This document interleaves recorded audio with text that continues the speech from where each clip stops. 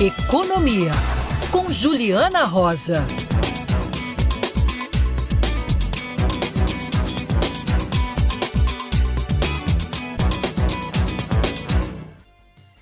Juliana Rosa, todas as tardes com a gente aqui no meio do dia. Ju, eu lembro muito bem, na quarta-feira eu comecei a coluna perguntando pra você: Juliana Rosa, onde é que o dólar vai parar, hein? E subiu de novo, Ju, que coisa, boa tarde. Olha, Fábio, o 6 é logo ali, que é o que eu tô pensando nesse momento, né? O dólar bateu 5,83 e o 6 parecia muito distante, mas rapidamente você vê a valorização da moeda americana. Boa tarde para você, para a Débora e para o nosso ouvinte.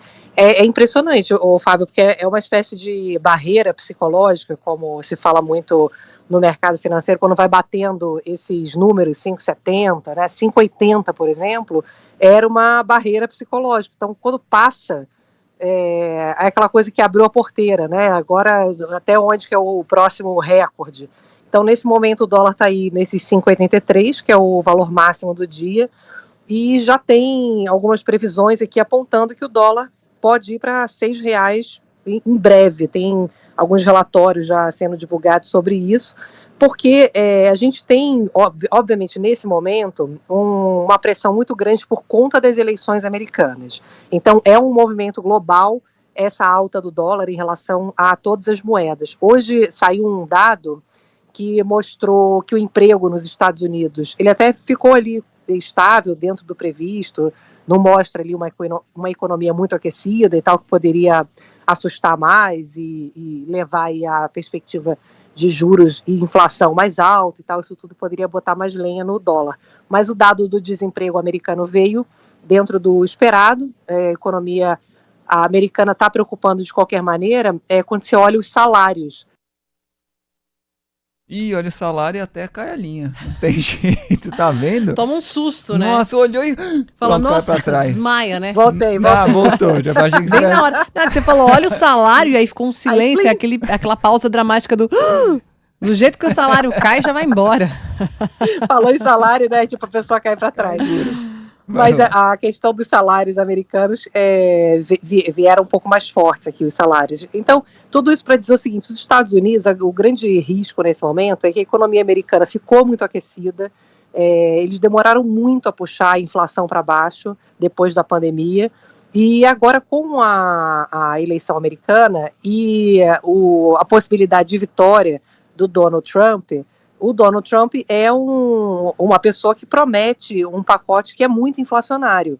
Então ele promete baixar imposto, proteger o mercado, colocar barreiras tarifárias para impedir a entrada de produtos importados nos Estados Unidos e tal. Então isso tudo é gerador de inflação e a perspectiva é que a inflação possa voltar a subir, e aí o juro que agora começou a cair lá pode voltar a subir no ano que vem. Então você tem essa tensão aí dos Estados Unidos que, sem dúvida, nesse momento é o pano de fundo principal.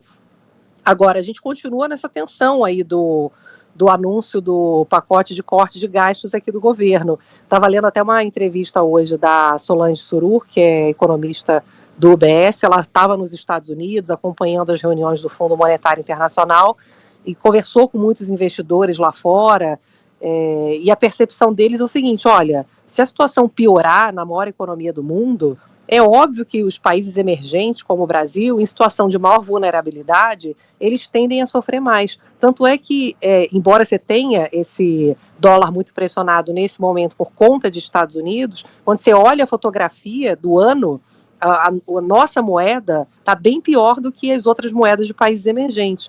A gente estava com o dólar abaixo de 5 no começo do ano. Então, o dólar caminhando para 6 faz uma grande diferença na inflação aqui no Brasil. Então, isso é super preocupante e, de fato, essa questão do endividamento, ele é um dos critérios para medir se o país está mais vulnerável.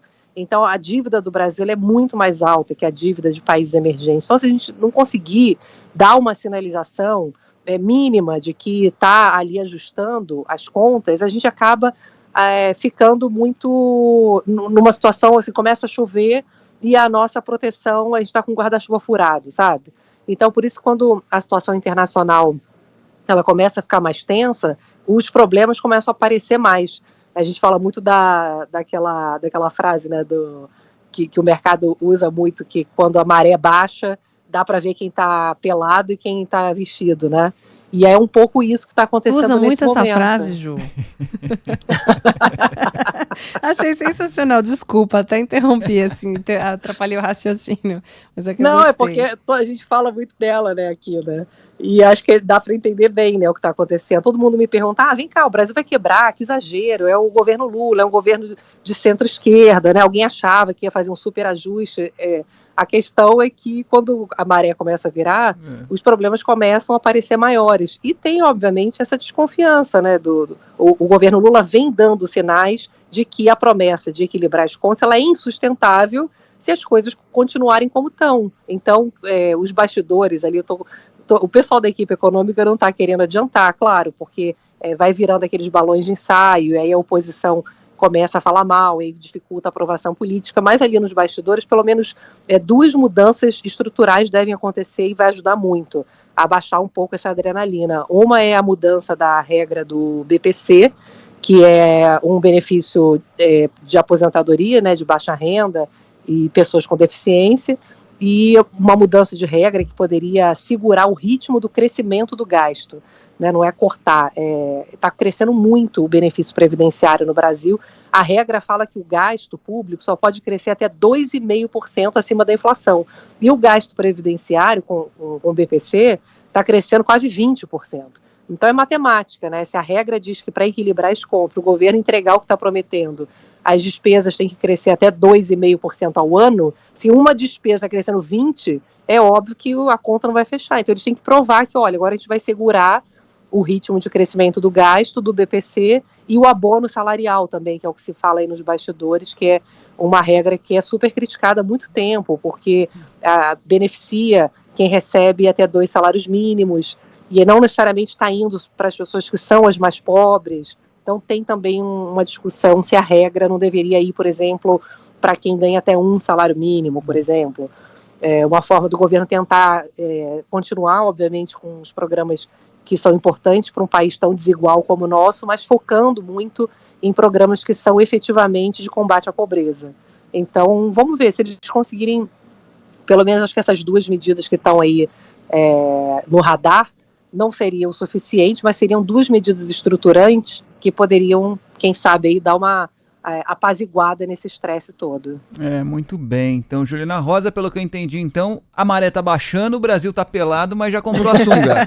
Falta vestir, já, né? comprou a sunga. Boa. Falta vestir direitinho. Tá bom, vamos esperar então, vamos esperar pra ver, ou não, né? Juliana Rosa, valeu, até segunda-feira, um beijo. Beijo. Valeu.